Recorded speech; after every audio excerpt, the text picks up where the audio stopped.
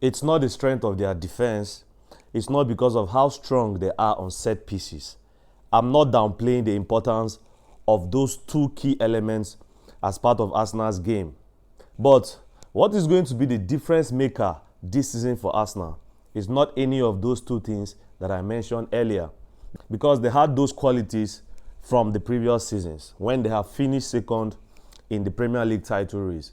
So it's not those two elements that are going to be the difference makers for Arsenal in the Premier League this season. What is going to be the difference maker for Arsenal, like we have said previously in the past earlier this season, is the newfound squad depth that Arsenal have now. This newfound squad depth is what is going to be the difference between Arsenal winning the title this season or Arsenal falling short of the Premier League title for yet another season, because Arsenal's squad depth this season is on a very, very high level. In previous seasons when Arsenal have fallen short, we've seen that, okay, they will start well, the starting lineup is okay, they will start very well.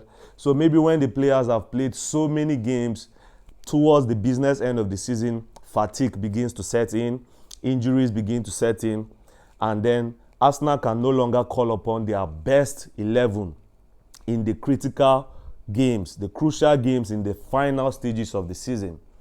But this season, that is not the case, guys. That is not the case. Look at the lineup that Arteta started with last night against Brentford. He started with Ben White at right back, Mosquera and Hincapié at centre half, Calafiori at left back. Now, when you look at that defense, the only player who you can say is a first choice player, at least this season for Arsenal, is Calafiori. Ben White, he used to be the starting right back, but right now we know that Timber has taken his place as first choice at right back. Mosquera, we all know that he was bought as a backup to Saliba. Hincapié, the same situation. He was signed as a backup to Gabriel Magalhaes. And in midfield, we saw Martin Odegaard start alongside Zubimendi and Declan Rice. Okay, first of all, last season it would have been Thomas Partey starting alongside Declan Rice in midfield. So having Zubimendi starting alongside Declan Rice, that alone on its own is an upgrade already. That is already an upgrade, because Zubimendi, no disrespect to Thomas Partey, but Zubimendi is on a higher level as a player right now. And you have Odegaard starting as the number 10. This season, Odegaard has been injured a lot. He has been injured a lot this season. So he's not part of Arsenal's starting 11 right now as we speak, because usually that position will be occupied by Eberechi Eze. Eberechi Eze has been brilliant in the last couple of weeks for Arsenal. This season he has been brilliant for Arsenal. What a signing he has been from Crystal Palace. He has been the one playing in that number 10 position. So Odegaard started against Brentford last night. But even though he's still looking like a player who is trying to find his best form, because we know he has been out for a long period of time. But in previous seasons, like if Odegaard sustained an injury in previous seasons, Arsenal did not have the quality that they have now in the person of Eberechi Eze to call upon when someone like Odegaard is out injured.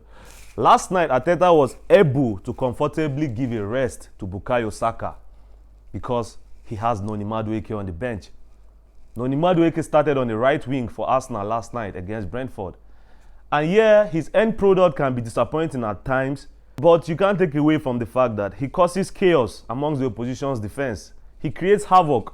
Last night, he was menacing. Like, Brentford could not really contain him. Even though his end product was frustrating at times, he was a threat.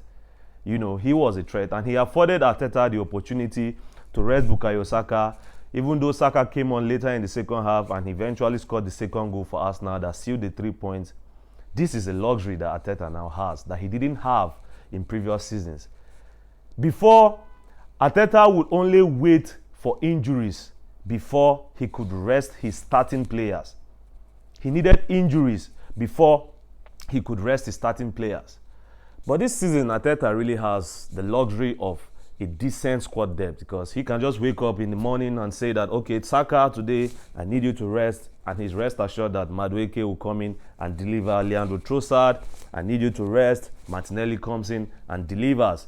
Gabriel is injured, Saliba is injured, no problem. I call upon Mosquera and Hincapié. Calafiori has a yellow card at halftime against Chelsea. I call on Miles Lewis Kelly to come and play as left back. I want to rest Julian Timber. Oh, I have a right back that used to start for me in the previous seasons. Ben White, come and play tonight and give an assist. That was what Ben White did against Brentford. He assisted the opener for Arsenal. Let me add that.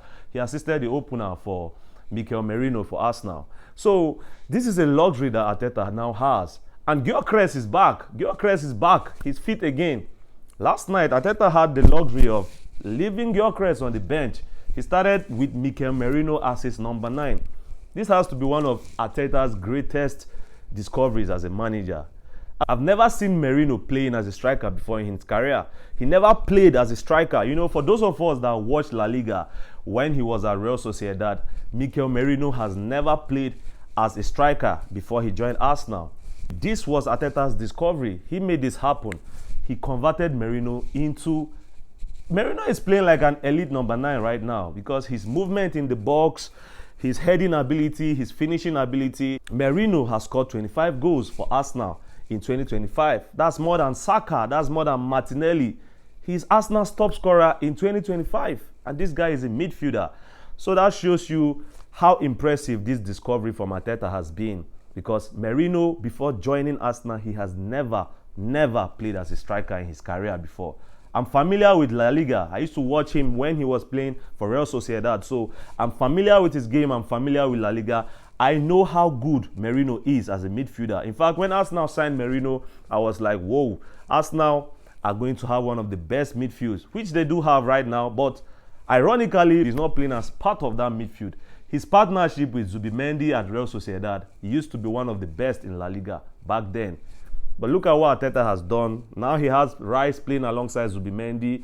In the odd game here and there, Merino can always come in and play in midfield from time to time. But it's looking more and more like Merino has to seriously consider this change of position to being a striker. Because when you look at it, in that Arsenal midfield, there is not much space for him because the partnership of Rice and Zubimendi is top-notch. It's up there with the best midfield duos in the world. So where does Merino come in that midfield? Where does he come in that midfield?